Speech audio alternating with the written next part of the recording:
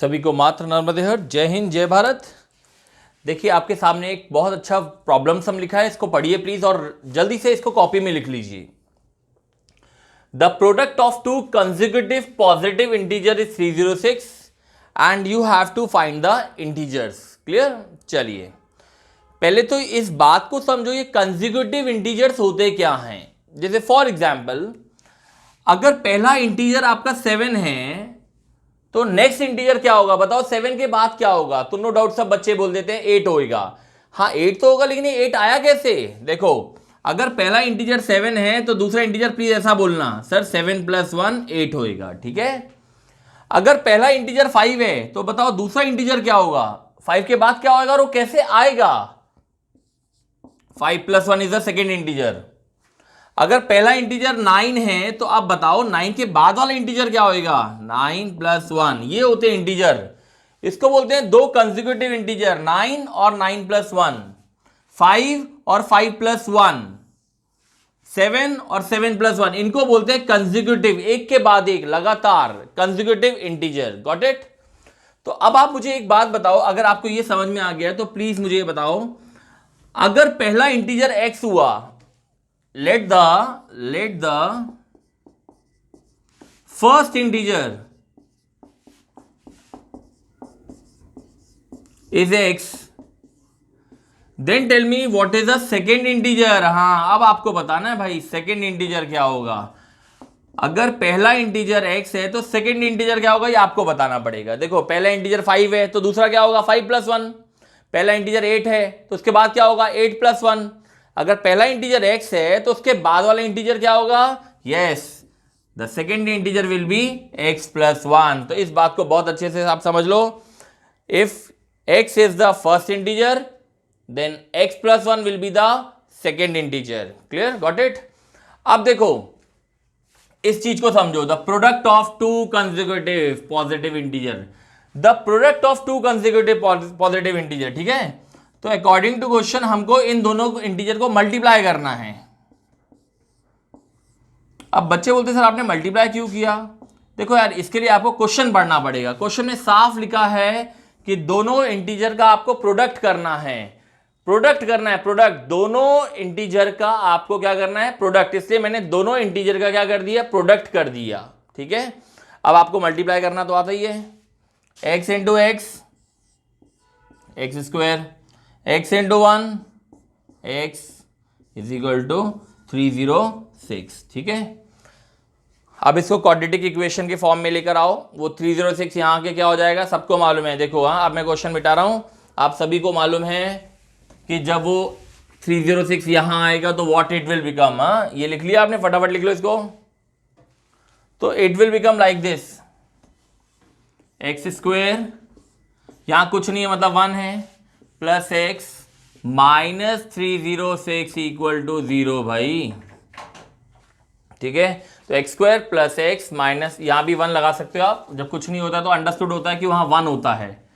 x² + x -306 = 0 is the quadratic equation. अब जल्दी से ना हम इस क्वाड्रेटिक इक्वेशन को सॉल्व कर लेते हैं। देखो क्वाड्रेटिक इक्वेशन को सॉल्व करने के लिए स्प्लिटिंग द मिडल टर्म भी होता है और फॉर्मूला मेथड भी बनता है। तो आपको जो मेथड बनता है आप उस मेथड से इस क्वेश्चन को सॉल्व कर लीजिए। अगर आपको स्प्लिटिंग बनता है तो स्प्लिटिंग कर लो, अगर आपको फॉर्मूला मेथड बनता है तो फॉर्मूला मेथड कर लो। ठीक है, चलो अपन इसको जल्दी से फॉर्मूला मेथड से कर लेते हैं। a1 है, b1 है, लेकिन c -306 है। देखो एक बार रिकॉल करा दे रहा हूं, फॉर्मूला क्या होता था याद है? x का फॉर्मूला -b + -√/b² - 4ac/2, ये फॉर्मूला होता था। जल्दी से फॉर्मूला लिख लो, इसमें वैल्यू पुट अप करो और प्लीज सॉल्व करो कॉपी में। देखो मत, सिर्फ सॉल्व भी करना बहुत जरूरी है। तो x = -b + -√/b² - 4a -306 भाई, -306। c जो है वो आपका -306 होएगा ना। चलो अब सॉल्व कर लो फटाफट। 306 को 4 से मल्टीप्लाई करो सब बच्चे, है ना। तो देखो यहां मैं यहीं के यहीं मल्टीप्लाई कर दे रहा हूं भाई। ये माइनस, जब माइनस से मल्टीप्लाई होएगा तो प्लस हो जाएगा, और 4 को जब आप 306 से मल्टीप्लाई करोगे तो इट विल बी 1224। क्या आएगा यार? देखो ये तो आपको सॉल्व करना आना चाहिए, आपने इतनी बड़ी क्वाड्रेटिक पढ़ी है। 1 का स्क्वायर 1 होता है। अब आप 1224 में 1 ऐड कर दो भाई, तो विल बी 1225। ठीक है, चलो फटाफट जल्दी से 1225 का स्क्वायर रूट निकाल लो। 1225 का स्क्वायर रूट क्या होएगा? 35 होएगा। क्या होएगा? 35। The square root of 1225 is 35। ठीक है, चलो यहां तक आ गया समझ में? ये फॉर्मूला मिटा दे रहा हूं। क्वाड्रेटिक तो आपने लिख ही ली है, सॉल्व भी कर लिया है। अब x के 2 आंसर आएंगे। Case 1 -1 + 35 upon 2। केस 2 जिन्होंने फॉर्मूला पढ़ा है उनको अच्छे से बन रहा है ये कैसे हो रहा है, अपॉन 2। ठीक है, 2 केस आपके बन गए। अब इसको सॉल्व कर लो और x के 2 आंसर निकाल लो फटाफट।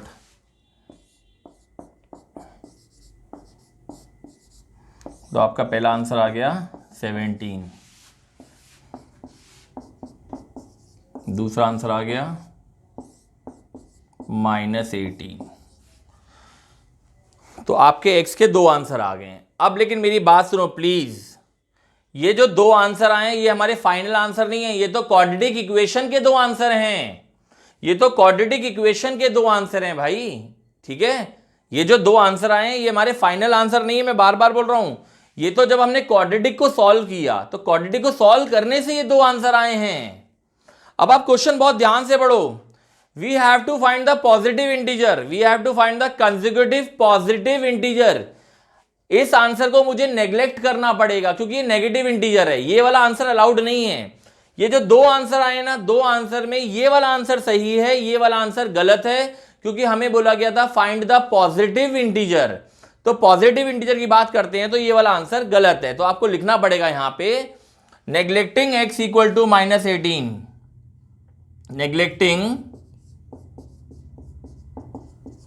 x equal to -18 because it is not a positive integer, because it is not a positive integer। इसलिए आपके जो 2 आंसर है उसमें इस आंसर को आपने इग्नोर करना पड़ेगा, नेग्लेक्ट करना पड़ेगा, क्योंकि ये पॉजिटिव इंटीजर नहीं है। यानी फाइनल आंसर आपका x का 17 आया है। ठीक है, तो आप इस बात को ध्यान रखो, आपका x का आंसर 17 आया है, ये फाइनल आंसर है हमारा। x का आंसर हमारा 17 आया है, इस बात को भूलना मत। ठीक है, चलो आप मुझे बताओ जल्दी से, आपका फर्स्ट इंटीजर क्या था? आपने फर्स्ट इंटीजर को x माना था, याद आ रहा है? आपने फर्स्ट इंटीजर को x माना था और जो सेकंड इंटीजर था उसको आपने x+1 माना था। चलो x का फाइनल आंसर क्या है? x का आंसर 17 आया है, दोनों जगह पुट अप कर दो। चलो बताओ इस x में क्या लिखेंगे? 17, और यहां क्या लिखेंगे? 17 + 1 दैट इज 18। ठीक है, तो ये है आपका पहला इंटीजर पॉजिटिव वाला और ये है आपका दूसरा इंटीजर पॉजिटिव वाला। तो 17 and 18 ये है आपका आंसर।